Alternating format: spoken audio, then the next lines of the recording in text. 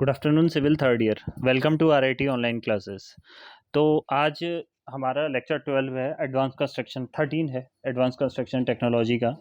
तो आपने पिछले लेक्चर्स में टेक्निक्स ऑफ पोस्ट टेंशनिंग पढ़ी थी कि जैसे फ्रेसिनेट सिस्टम पढ़ा था, मैग्नेट ब्लेटन सिस्टम पढ़ा था, सारे के सारे सिस्टम पढ़े हुए थे।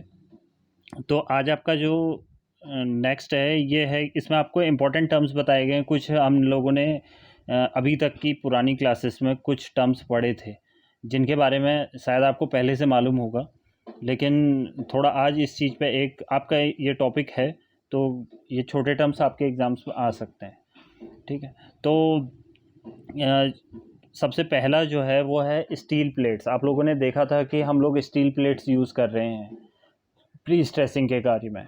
तो ठीक है, प्री स्ट्रेसिंग के कार्य पे हम लोग क्या स्टील प्लेट्स यूज़ करते थे जो कि उसके किनारे पे लगाई जाती थी या सरफेस पे लगाई जाती थी कंक्रीट के। तो ये प्लेट स्क्वायर प्लेट होती थी, मतलब क्या आयतक वर्गाकार होती थी। ठीक है, तो जो क्या करती थी, जो प्रतिबल को ट्रांसफ़र करती थी टेंडन से कंक्रीट में यूनिफॉर्मली। ठीक है, ट्रांसफ़र करती थी ये स्ट्रेस को आपके।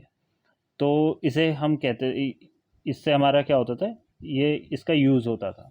और इसका एक चीज़ ये होता था कि थोड़ा सा ये टेम्परेचर के वेरिएशन से ये जो प्लेट थी, मतलब ऑब्वियसली अगर स्टील प्लेट है तो वो क्या होगी, टेम्परेचर के वेरिएशन से श्रिंक या मतलब कॉन्ट्रैक्ट हो जाएगी या एक्सपेंड हो जाएगी।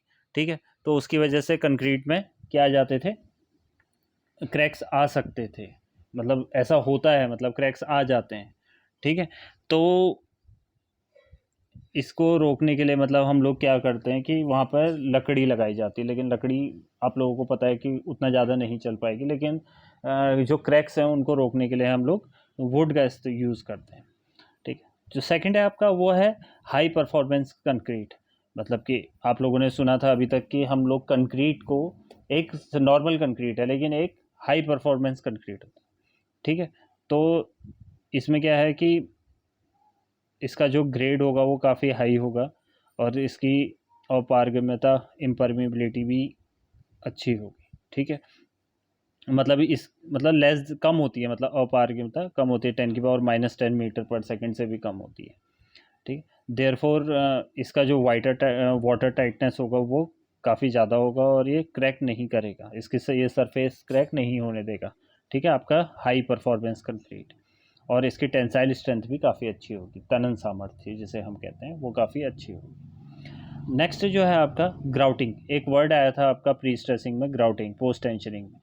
ठीक है, कि हम लोग एक कंक्रीट का क्या बनाते हैं, कंक्रीट का मेंबर बनाते हैं और बीच में उसके क्या छोड़ देते हैं, डक्ट छोड़ देते हैं। जैसे कि मैंने डायग्राम में आपको पिछले डायग्राम्स में दिखा रखा था कि एक कंक्रीट का मेंबर बनाए, बीच में उसके डक्ट छोड़ दिए और बाद में हम जब वो कंक्रीट फुल स्ट्रेंथ प्राप्त कर लेता है तो हम क्या करते हैं, उसके बीच में से स्टील रॉड्स डालते हैं और उनको एक तरफ से एंकर करके दूसरी तरफ से उसे खींचते हैं ताकि उनमें टेंसाइल। उसके बाद क्या करते हैं, हम उस छेद को हम लोग उसमें टेंसाइल स्ट्रेंथ आपकी आने के बाद हम लोग क्या करते हैं, उसको ग्राउट कर देते हैं, भर देते हैं। तो उसको ही हम क्या कहते हैं, ग्राउटिंग कहते हैं। ठीक है, तो इसको जो ये भरा जाता है, जो इसके लिए हम लोग पोर्टलैंड सीमेंट लेते हैं, वाटर का प्रोपोर्शन लेते हैं परफेक्ट। ठीक है, तो जो वॉल्यूम ऑफ सैंड है वो 30% से टोटल वॉल्यूम से ज़्यादा नहीं होनी चाहिए।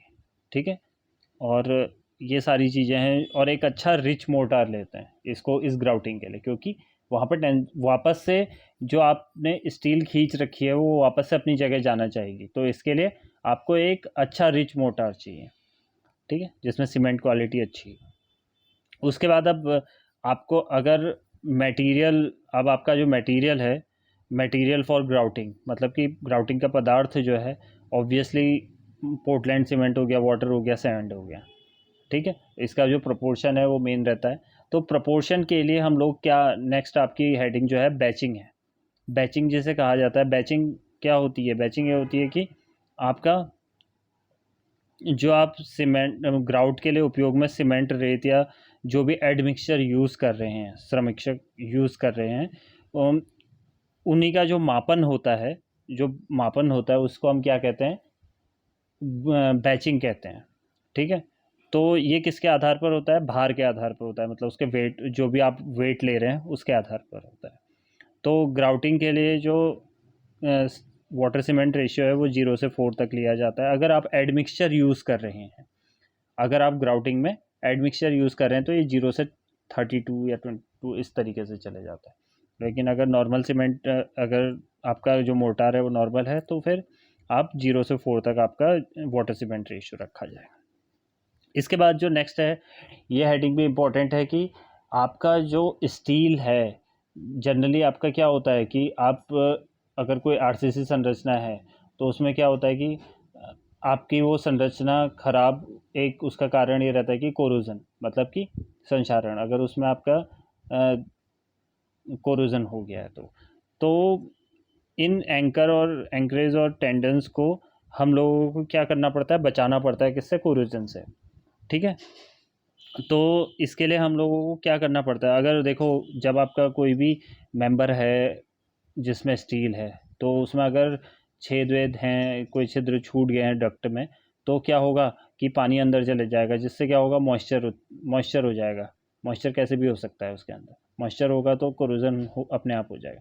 इस कोरोजन को रोकने के लिए हम लोग क्या वैसे तो बहुत सारी टेक्निक्स हैं कोरोजन को रोकने के लिए, लेकिन जनरली हम सीमेंट में क्या करते हैं, 17 से 20% तक फ्लाई ऐश डाल देते हैं, जिससे कोरोजन को आसानी से, मतलब थोड़ा सा रोका जा सके इसकी सहायता से।